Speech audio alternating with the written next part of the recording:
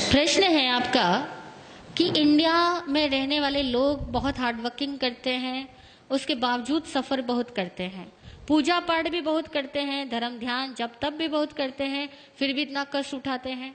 और फॉरेन में रहने वाले लोग इतना कोई पूजा पाठ जब तब करते ही नहीं है और उनकी लाइफ कुछ इस टाइप की है कि वो बहुत कम कष्ट उठाते हैं और बहुत जल्दी सफलता पा लेते हैं। उसका क्या कारण है? यही आपका प्रश्न है ना। उसका क्या कारण है? तो यहाँ there are so many reasons, बहुत सारे कारण हैं। पहली बात तो यह कि भारतीय आदमी के सोच का तरीका ही दूसरा है और आउट ऑफ इंडियंस के सोच का तरीका ही दूसरा है। हमारे यहाँ पर हर सोच में स्पष्टता का अभाव है, क्लैरिटी नहीं है। हम लोगों के यहाँ विजन की क्लैरिटी नहीं है। मैंने कल भी एक एग्जाम्पल दिया था। यहाँ हम लोग क्या करते हैं, सुबह पूजा पाठ करते हुए धन की निंदा करेंगे, मोह माया की निंदा करेंगे, इन सबको दुख का घर बताएंगे, इन सबको खारा जहर बताएंगे और 2 घंटे बाद इस खारे जहर को पाने के लिए सारे जहरीले काम अपनाएंगे। सच बोल रही हूं या नहीं? हमारे यहाँ विजन की क्लैरिटी नहीं। आप चाहते क्या हो, स्पष्ट तो बनो। फॉरेन के आदमी के पास में ये फॉर्मेलिटीज नहीं है, वो उसका विजन क्लियर है। पैसा चाहिए तो पैसा चाहिए। हमारे यहाँ पैसा भी चाहिए और पैसे को वो क्या, हाथ का मैल, पैसा तो हाथ का मैल है, ऐसा भी कहेंगे। यार लक्ष्मी का अपमान भी करेंगे, लक्ष्मी भी चाहिए। कैसे चाहिए, कैसे मिलेगी? इसी तरह से घर वालों का प्यार भी चाहिए और बात बात में घर वालों को डांटेंगे, उनकी इज्जत खत्म करेंगे और उनको ये फील करवाएंगे कि तुम तो कुछ समझदार ही नहीं हो, जो समझदार हो वो तो मैं ही आदमी हूं बस। अब बता घर में कैसे प्रेम रहेगा? हमारे यहाँ बड़ी औपचारिकताएं हैं, बिना रिस्पेक्ट दिए हम कुछ पाना चाहते हैं। और दूसरी बात, हमारे यहाँ बेईमानियां बहुत है। फॉरेन के आदमी में स्पष्टता तो है ही, ईमानदारी भी बहुत है।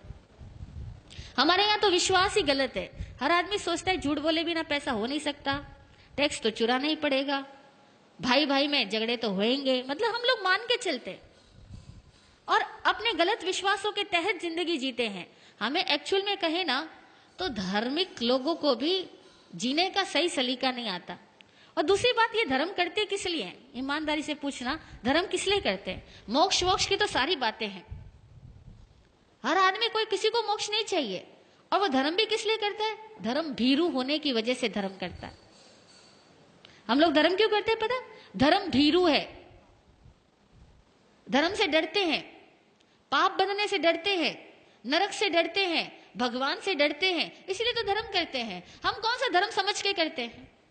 वो लोग थोड़ा भी करेंगे या नहीं भी करेंगे, कम से कम जीने का विज्ञान समझते हैं कि लाइफ कैसे मूव करती है, उसका साइंस समझते हैं, फिर जिंदगी को जीते और खुल के जीते हैं। हमारे यहाँ तो हर चीज औपचारिक है।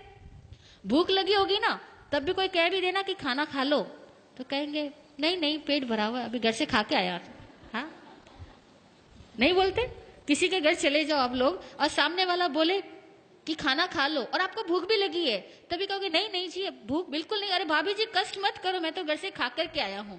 और सपोज वो दोबारा तिबारा कहेगा ना तो खा लोगे। खाओगे या नहीं खाओगे? कहने का मतलब यह हुआ कि हमारे यहाँ पर धर्म के नाम पर भी डर चलता है, रिश्वतखोरी चलती है, क्योंकि हम तो भगवान को साफ साफ रिश्वत देके आते हैं। देते या नहीं देते? मंदिरों में जाते हैं, साफ रिश्वत देते हैं, भगवान मेरा ये काम कर देना, मैं ये चढ़ा दूंगा। और पहले चढ़ा करके बाद में चढ़ाने का वायदा करके भगवान से अपने इच्छाओं की पूर्ति चाहते हैं। बड़ी अवैज्ञानिक तरीके से हम लोग भक्ति करते हैं, अवैज्ञानिक तरीकों से धार्मिक क्रियाएं करते हैं, क्योंकि धर्म को हम समझने की कोशिश भी तो नहीं करते, खाली हम रिवाजों को फॉलो करते हैं, लकीर के फकीर बने हुए हैं। तो धार्मिक होने से, पूजा पाठ जब तब कर देने से कुछ नहीं होता। और अक्सर देखा जाए तो ज्यादा जाप वही करता है जो ज्यादा डरपोक होता है, ज्यादा लालची होता है, जिसको लगता है जितना ज्यादा जाप करूंगा मेरा धन उतना ही ज्यादा बढ़ेगा, मेरी सुरक्षा उतनी ज्यादा बढ़ेगी। अक्सर लोग इसी वजह से जब तब ज्यादा करते हैं और इसलिए करते हैं कि थोड़ा भगवान खुश रहेगा तो मैं जितने पाप कर रहा हूं ना उसका फल मुझे कम देगा। हकीकत है, हम इंडियंस लोगों की सोच ही बड़ी अजीबोगरीब है।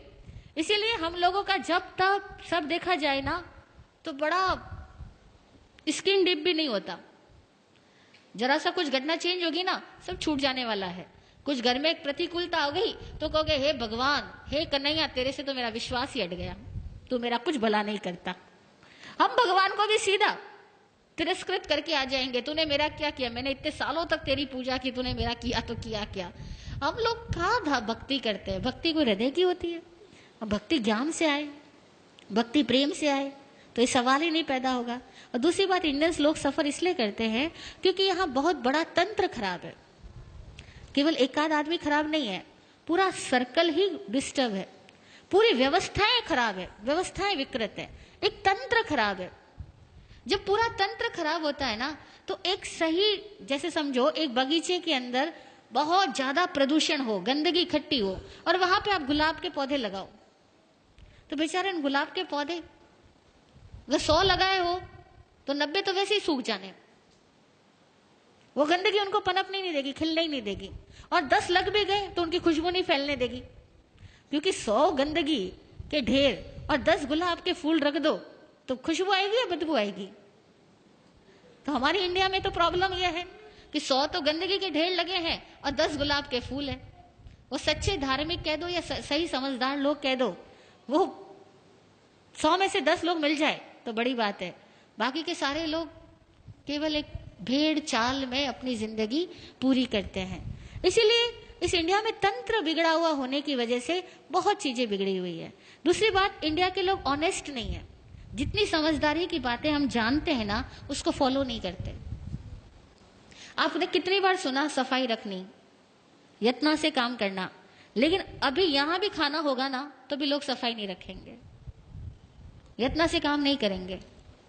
कितनी बार सुना होगा अपना काम खुद करना, बच्चों को हम कहते हैं अपना काम खुद करना, लेकिन आप इतने बड़े हो गए, आप भी यहां से जाओगे ना, कोई लोग ये नहीं सोचेगा कि कुर्सी का ढेर पड़ा है, अपनी कुर्सी उठा के उसी पे रखूं। हर आदमी कुर्सी छोड़ के ही जाएगा। और मैं इतनी बार यहाँ कह चुकी हूं, लेकिन मैं रोज देख रही हूं कि यहाँ कोई 1 या 2 आदमी मुश्किल से होता है जो अपनी कुर्सी व्यवस्थित रख के जाता है, बाकी सब ऐसे ही छोड़ के जाते हैं। We are not honest. यहाँ लिखा हुआ जूते वहां खोलना, लेकिन हर बार बाहर बैठे हुए आदमी को कहना पड़ता है कि जूते वहां खोलो, आंटी जी यहाँ मत खोलो। क्यों? मतलब छोटी मोटी बातें भी, मैनर्स की बातें भी हमारे पास में नहीं है, क्योंकि हम सारे लोग स्वच्छंदी है। शास्त्र में एक वर्ड आता है स्वच्छंदी, मनमानी करने वाला।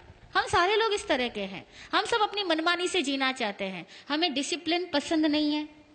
और कोई दूसरा हमें डिसिप्लिन में रहने को कह दे, उस आदमी से तो मुंह चिढ़ा लेते हैं, उस आदमी से तो अपनी दूरियां बनाना शुरू कर देते हैं, क्योंकि इसने मुझे कैसे कह दिया। हम वहां जाना ही बंद कर देंगे। ईमानदारी की बात है, ये हम साधु इसलिए आप हमें माफ कर रहे हो, बाकी कोई और आदमी आकर के आपको कुछ कह देना, अनुशासन के नियम यहाँ पर, आप कहोगे इस जगह जाना ही नहीं दोबारा। सच है। इसीलिए आसान नहीं है। इंडियंस लोगों को अपने आप को पहले ईमानदार बनाना होगा, अपनी सोच को वैज्ञानिक बनाना होगा, और अपने हर कार्य को सही तरीके से करने की कला सीखनी होगी। तब कहीं जाकर के इंडिया फॉरेन कंट्रीज के लोगों की तरह एक सुलझी हुई जिंदगी जी पाएगा। और कम से कम हमारे यहाँ साधु संत भी, सॉरी टू से, गुस्ताखी माफ, मिच्छामि दुक्कडम, साधु संत भी लोगों को जीने का सही तरीका नहीं बतला पाते हैं। वे भी लोगों को डराते हैं अथवा लालच से भरते हैं, और साधु संतों के कारण भी हमारे समाज की सभ्यताएं विकसित नहीं हो पाती। और ये भी एक बहुत बड़ा कारण है कि साधु संत खुद भी समझदार नहीं होने की वजह से इतनी सारी पब्लिक के लेवल को रेज नहीं कर पाते, और फिर जो वाकई समझदार लोग हैं वो साधु संतों के पास आना भी पसंद नहीं करते, नहीं पसंद करते। उसका कारण साधु संत स्वयं है। तो दुनिया में भारत में इतने ज्यादा सन्यासी है, इतने ज्यादा साधु लोग हैं, हर धर्म के अंदर, हिंदुओं में भी हजारों भरे पड़े हैं, जैनियों में भी भरे पड़े हैं, इतने साधु है। लेकिन वो सारे साधु ईमानदारी से अगर साधु होते तो भारत का कुछ और नक्शा होता। लेकिन हम लोग ईमानदार साधु नहीं और ईमानदार समणोपासक नहीं, अब दोनों में ही कमियां हैं। तो भैया ऑल ओवर कहते हैं अब जैसा बाप वैसा बेटा, तो करे क्या, है ना। ओके, जय हो। हाँ बोलिए सुनीता जी।